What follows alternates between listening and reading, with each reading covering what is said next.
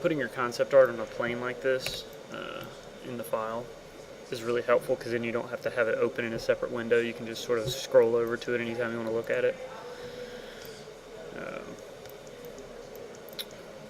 So let's see. It looks like this banister is just sort of nailed into the top of this. So let's do that.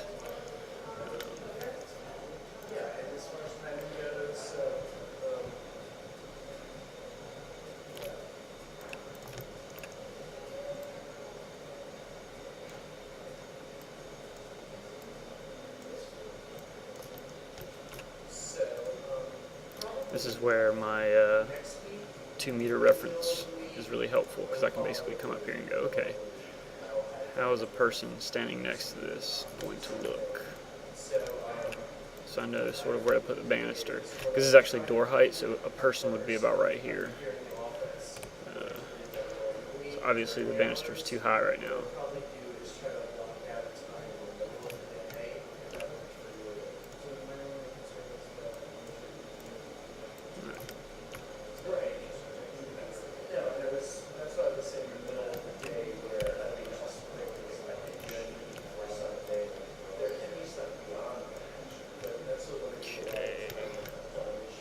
One on the top and one on the bottom. And there's a bit of a gap in between. Yeah, definitely a gap there. Alright, and then there is this lattice work in between, and what I'm going to do for that actually in the final file will be to set it up as like a alpha test texture.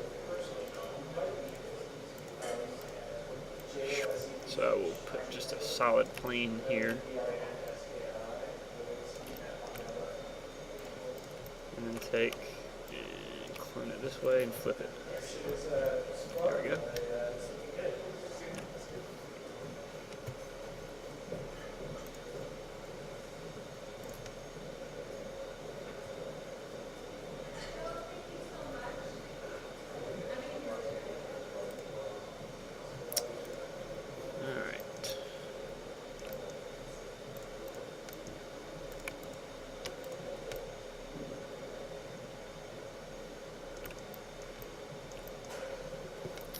There's also this sort of top section. I imagine that this board will be the same dimensions as these down here, so that it sort of looks consistent top to bottom. So the best way to do that, I think, is going to be to just take this element here, drag it up, clone it, put it at the very top. Grab these two edges here and make them congruent with the top of the pillar. And I can change the dimensions of this later if I want to, though I am going to alter it just a little bit right now because I think it's a little too shallow. There we go. Alright, so next comes the fun part. I feel like these curved pieces up here are going to be really fun to do. I'm actually going to clone this off. Oh, you're Bend support. Alright, so grab this, center.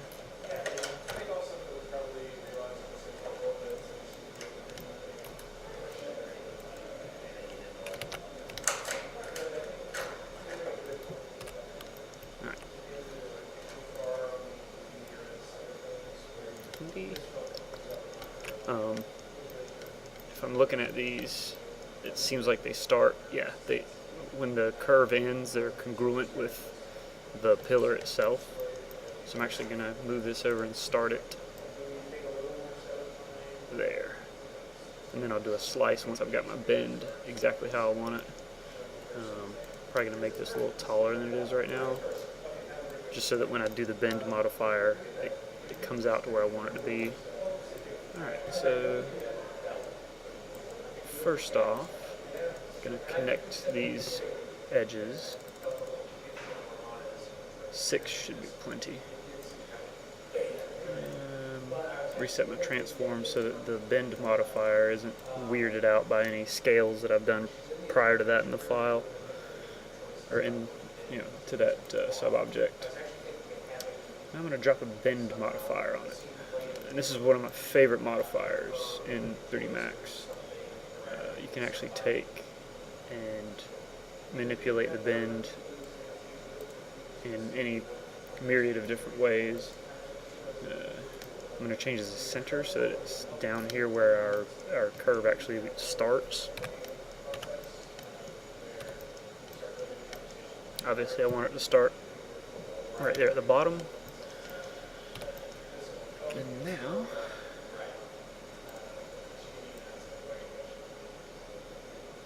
decide how far out we actually want it to go here.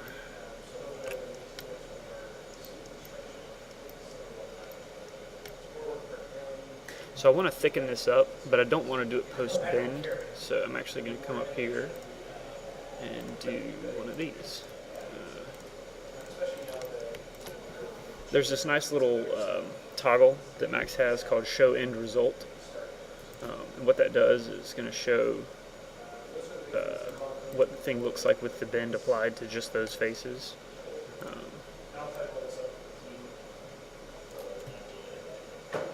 Actually, I think I'm going to thicken it up along the back side of it rather than on the front.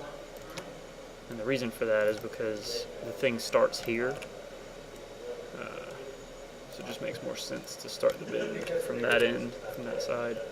There we go. I'm going to move it down a little bit, just a little bit.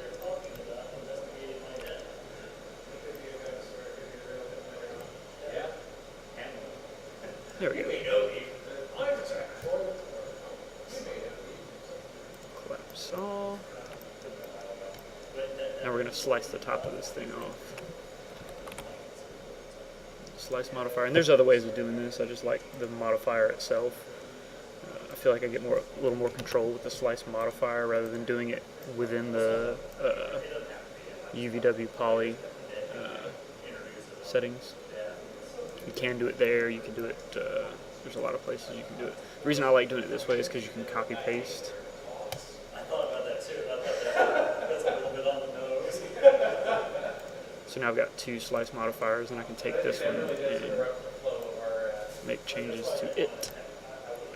And have two separate ones. I want to get this close, but not like directly onto that. So I'm going to sort of, there we go. And the reason for that is I want to make sure that these verts actually get welded properly, rather than creating this weird five-sided polygon that I have to deal with later. That's fairly vertical, and I'm fine with that poly being there.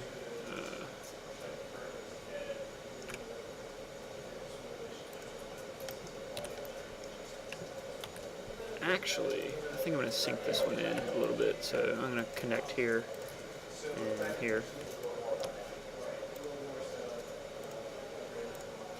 Get rid of these guys. Take this and make it planar along the Z. Changes the curve just a little bit, but no one will ever notice that in game. Ah, my Flash plugin crashed. 1 second, let me reload the page.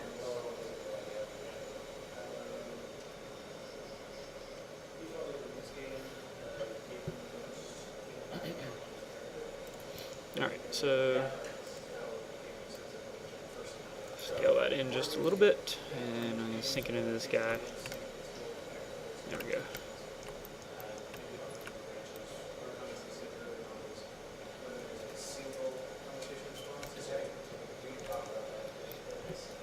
So ordinarily, it's not a great idea to have faces that aren't welded to one another sunk in, but if it's at a 90-degree angle, then generally it won't cause any issues.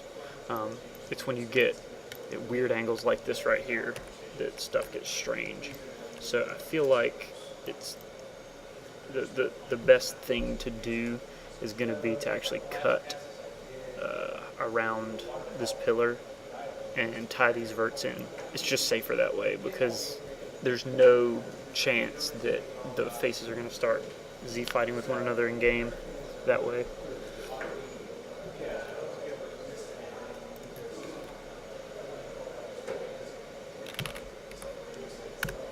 So like I said, slice plane, I much prefer the modifier to the one that's inherent in the UVW polygon editor, in the editable poly itself, because I can copy paste here and then collapse it down once I'm done. Paste.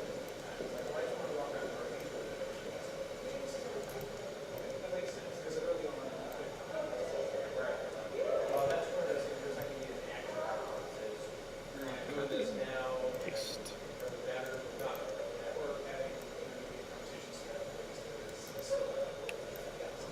Alright, so one other thing I need to do, in addition to having this, is to actually connect these faces here. And I'll probably copy this pillar off once I'm done with it to be able to use it multiple times and just fill out the rest of the band shell. Because I'm going to be making 1, 2, 3, 4, 5, like several of these. So having one that's the original to copy from, that way I don't have to remake this object every time.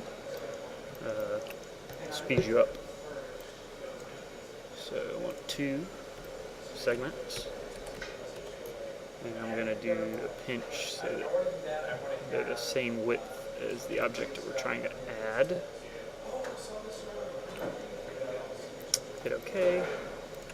And I'm going to delete these guys in here. And this isn't going to be exact, but I'm going to try and get it as close as I can.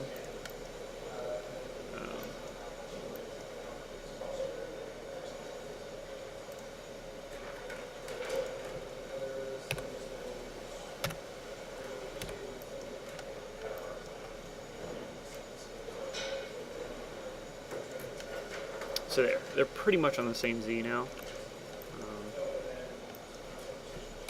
And I'm gonna have to take and, you know, I kind of like this having that little lip there, so I'm gonna actually take and bridge that. So there's a polygon there, and I think that'll add a little bit more visual interest to the thing once it's done. Because if I actually go over here to smooth and highlights, and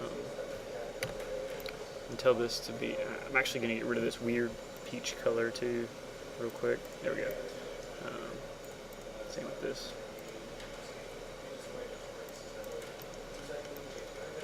There we go.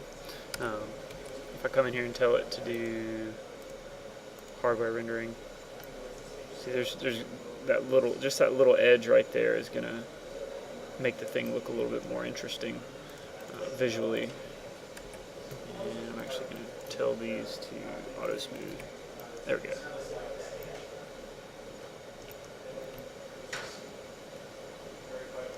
Okay, so now, next course of action is going to be to, I'm going to hide this, yeah. Let's look at this beast from the left. Okay, that's lined up, the top is a little off. Move it down, close enough. And select these edges here, move those over, close enough.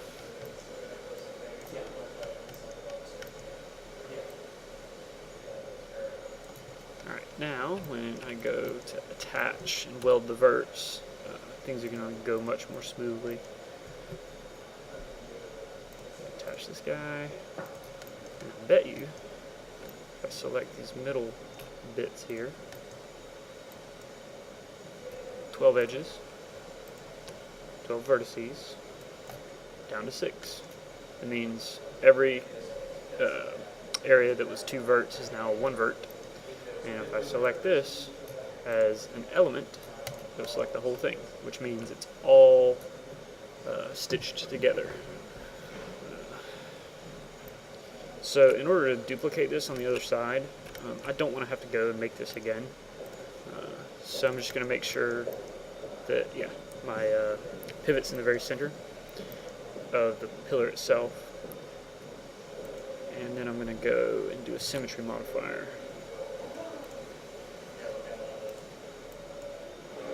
And then rotate, because right now, so it looks like I just murdered everything that I did on that left side, but if I turn the modifier off, it comes back. So the mirror is actually facing this way instead of the other way. So what I need to do is take it and flip it around, or I can just hit this flip button here. And so now it's mirroring it, what's here on the other side. If I collapse that, slice along mirror, weld seam. What that means is it's not making 2 separate meshes, it's welding it in the middle, so that when I collapse it, I can just take this edge and remove it. There we go. Also, FYI, this face right here is actually weird right now because of the way I created this. It's actually 5-sider, so I'm going to take and just tell these to connect.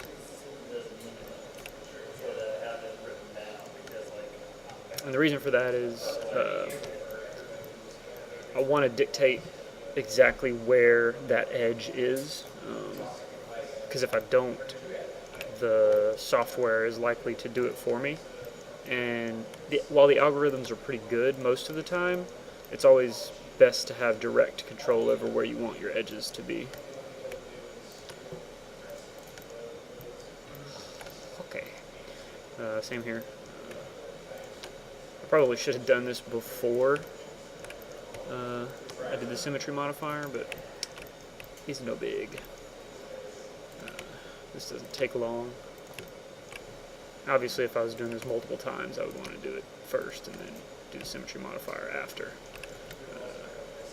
So there, I've got basically what's effectively a patient 0 for creating the rest of the